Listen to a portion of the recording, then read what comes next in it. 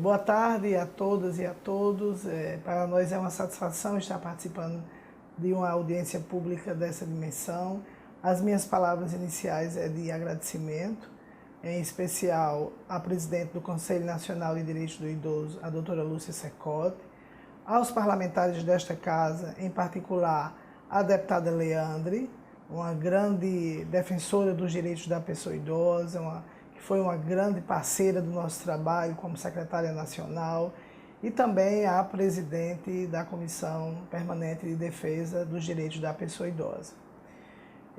Inicialmente, a gente não pode deixar de relembrar que o processo do envelhecimento da população brasileira é um caminho sem volta, é um processo inexorável, e o Brasil hoje já não é mais um país de jovens, mas sim um país de pessoas em processo de envelhecimento. Haja vista os dados do PNUD, hoje já somos, de 2018, nós já somos cerca de quase 32 milhões de pessoas 60 a mais. Portanto, esse processo do envelhecimento da população brasileira certamente implicará em mudanças na estrutura da sociedade, com implicações diretas na construção das políticas públicas do Estado brasileiro. E o que mais nos preocupa, e que sempre nos preocupou, inclusive quando ainda estávamos secretária nacional, é que o Brasil envelhece num cenário de pobreza crescente, de violência cada dia maior, e com ameaças hoje não mais veladas, mas com ameaças escancaradas à democracia. E isto é preocupante, porque uma sociedade que envelhece, ela tem que, pelo menos, cultivar a solidariedade humana. E por falar em ameaças escancaradas à democracia, o último decreto, publicado no dia 11 de abril agora de 2019, o decreto 9.759, que é objeto dessa audiência pública, é uma dessas ameaças, que estabeleceu novas regras para o funcionamento dos colegiados. Nós entendemos e acreditamos, apesar de toda a insegurança jurídica que vivemos hoje nesse país, que o nosso Conselho, o Conselho Nacional de Direitos do Idoso, que foi criado pela Lei 8.842 de 1994, a mesma lei que criou a Política Nacional do Idoso, nós entendemos que este Conselho possivelmente não será alcançado por um decreto. Não é possível que um decreto tenha mais força que uma lei.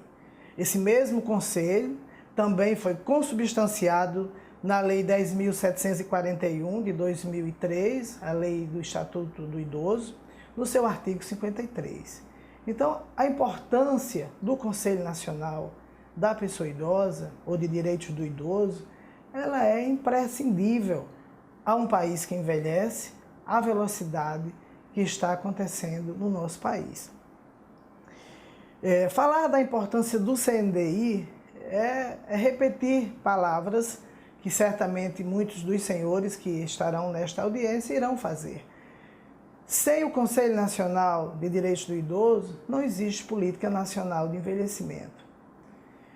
O Conselho é fundamental. Foi graças à luta histórica do Conselho e dos movimentos sociais que se criou neste país a primeira Secretaria Nacional de Promoção e Defesa dos Direitos da Pessoa Idosa, que nós tivemos a honra de ocupar. E eu não teria feito absolutamente nada, embora a gente tenha feito pouco em 184 dias. Mas o pouco que fizemos, nós fizemos porque trabalhamos junto, sobretudo com o Conselho Nacional de Direitos do Idoso. Eu costumo dizer que eu dormi médica e acordei secretária nacional. E cheguei para assumir no dia 2 de outubro de 2017 e eu nada sabia de direitos da pessoa idosa. Eu mal conhecia alguns artigos do Estatuto do Idoso. Mas eu tive a felicidade de ser acolhida pelo CNDI, de ter sobre a minha cabeceira da mesa, uma autoridade em direitos da pessoa idosa nesse país, que é o doutor Amin Arrua, a quem eu faço uma homenagem, uma pessoa a quem eu devo quase tudo. De tudo que eu aprendi com todos, mas ele foi emblemático pela paciência que teve comigo, de caminhar juntos. E assim foi que nós conseguimos alcançar algumas prerrogativas que para nós foi emblemática. Por exemplo, retirar, né, da gaveta no Legislativo da PL 2834, do PL 2834, que se transformou na Lei dos Fundos, na Lei hoje 13.797, de 3 de janeiro de 2019, que é um grande ganho para as políticas públicas, para as pessoas idosas, uma vez que iguala o fundo da pessoa idosa à mesma condição do fundo da criança e do adolescente, ou seja, qualquer pessoa física poderá destinar receita por ocasião da declaração do seu imposto de renda em 2020 para os fundos da pessoa idosa, seja ele municipal, estadual ou fundo nacional.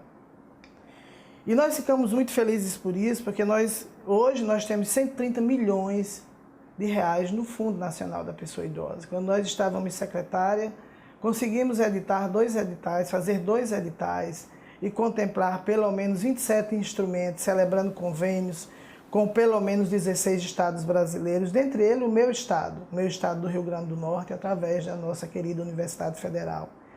Então, é imprescindível. Nós não tínhamos recursos, nós tínhamos o fundo e a parceria com o Conselho Nacional da Pessoa Idosa. Por isso que eu digo e repito, sem conselho não há política em defesa, em promoção dos direitos da pessoa idosa.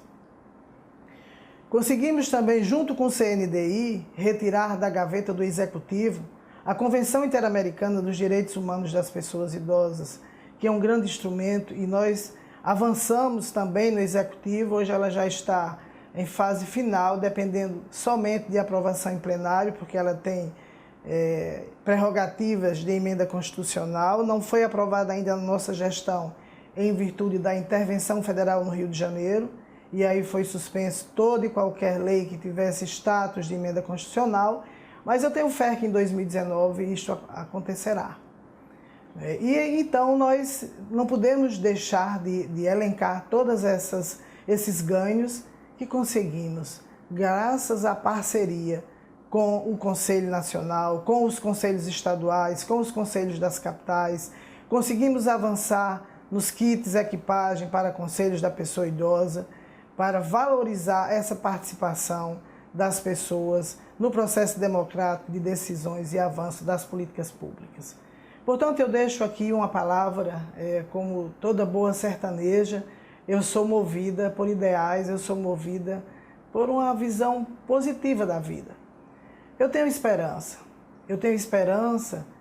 que nós vamos conseguir tocar corações endurecidos que não compreendem a importância dos órgãos colegiados, um espaço imprescindível para a sociedade civil no controle, na avaliação e nos avanços das políticas públicas.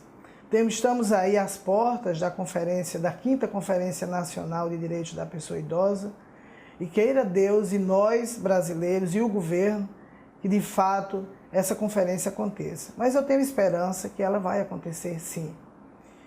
E não haverá conferência se não tiver conselho.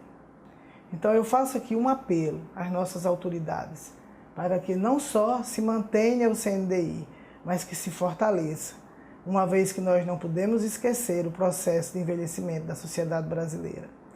Essas são as minhas palavras e muito obrigada a todos e todas.